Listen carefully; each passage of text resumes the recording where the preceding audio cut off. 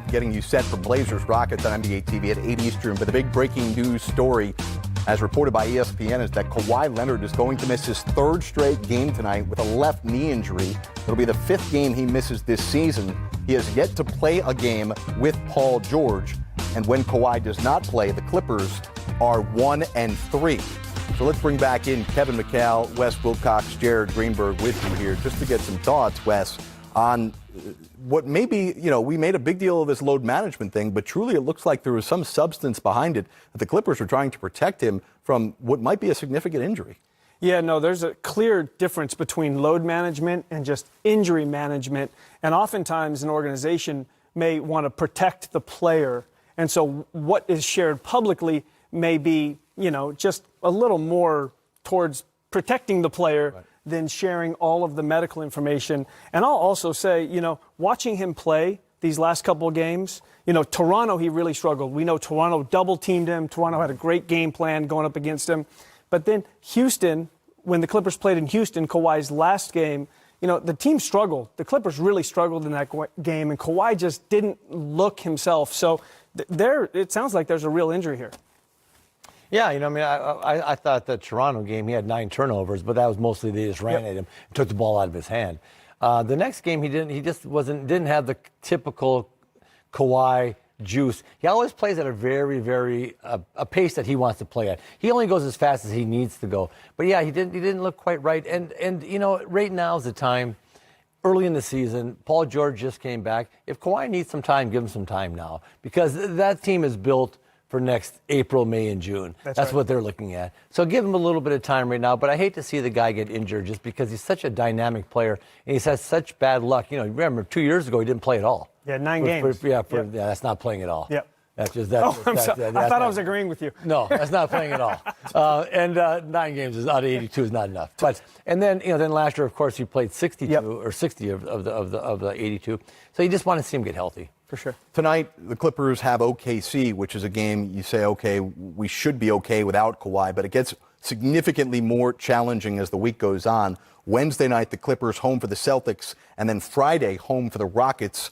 So we'll see and monitor and see what maybe Doc Rivers has to say prior to tonight's game. Again, Kawhi Leonard, according to ESPN, will miss his 3rd straight game with a left knee contusion. From that, we ask you to check out the top plays on NBA.com/video for your daily and weekly top plays. Now here's the top 10 plays from Week 4 in the NBA.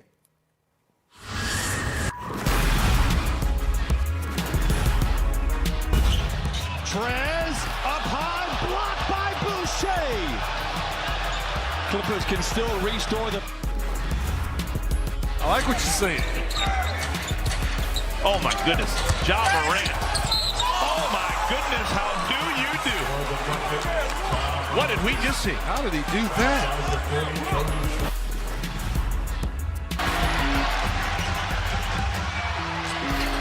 Harden lob for Chandler! Exclamation point!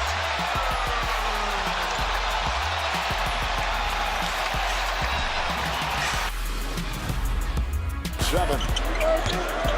Barrett outside the switch. Doncic goes, oh, what a great step! And then he hammers it home! Broke his ankles and pounds it for 2. What a play! And how about the finish?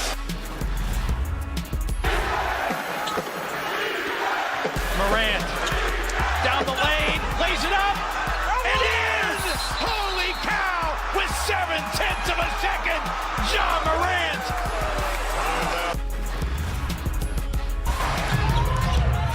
Jokic putting it on the deck against Towns. Wild shot by Jokic. Oh, are you kidding? Wow. 2.4. Wow. Jokic throwing up a wild shot. He threw that between Rubio's legs. Little nutmeg and 5 quick points. And looking to make it 6 with the and 1. Wow. That's all I got to say is wow. They're giving to Washington. Graham goes backdoor. Graham puts up a 3. Oh, it's good. It's good. And Charlotte takes the lead with 2.1 remaining. You shoot 38% from downtown. Here comes L.B. crowd on their feet. That's what they came to see.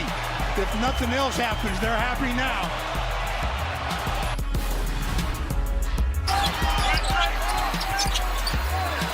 Monk fires. It's good. It's official. Malik Monk, how do you do? We got a lot of guys hurt. I think he can do something to help us with his size, his ability to space the floor, his ability to shoot.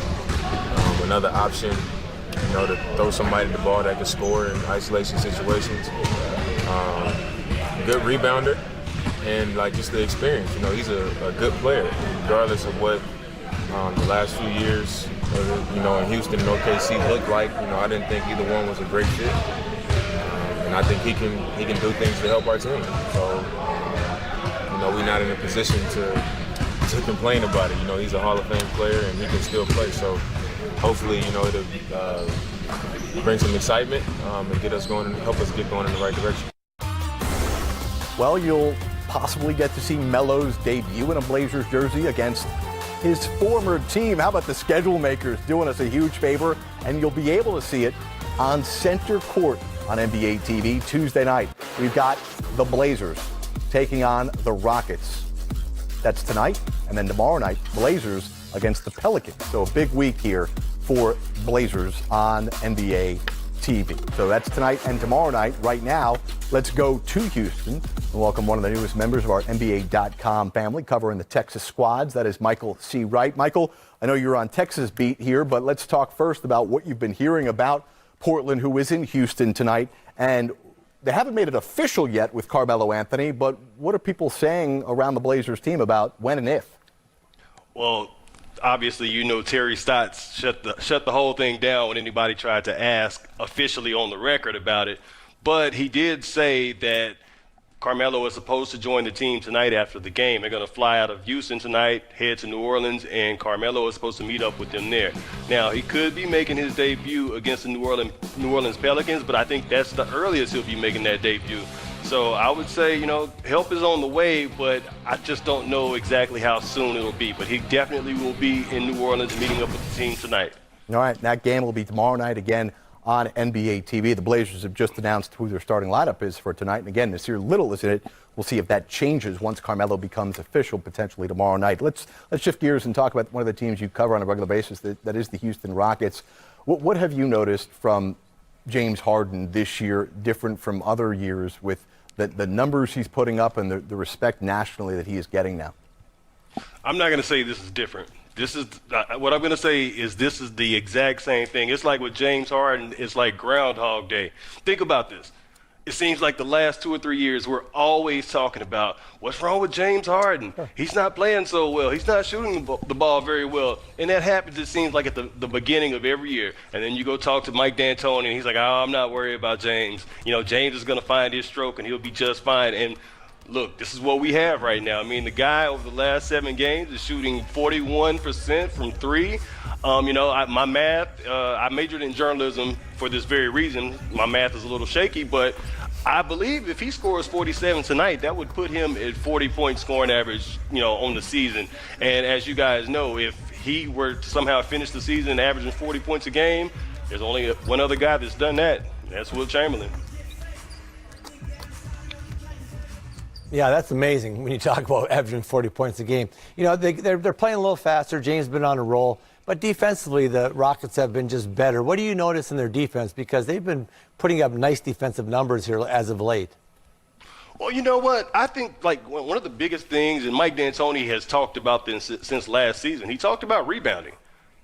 Defensive rebounding. He talked about that a lot. He said that was one of the team's weaknesses coming into this year, and he said that, he was really happy to have Russell Westbrook because that's one of the things that he does well. And that helps them to get out in transition, obviously, and, as fast as those guys go, they're able to make a lot of plays that way. But then, you've got athletic guys like Clint Capella, and he's really coming into his own. This is a bouncy, just rim-running guy, and he's only going to get better with the, more experience and, the older he gets. And, Mike D'Antoni, he was sort of critical of him earlier in this season. He said he needed to get better, but, when he's been able to play, he's played well. And by the way, he is playing tonight. And Michael, their defense is much better as well, like you're just talking about, but it's also their pace. Last year, we know they were one of the slowest paced teams in the NBA. This year, they're at the top of the league in pace. Like, can you share with us, like, how did that come about? How are they playing so much faster?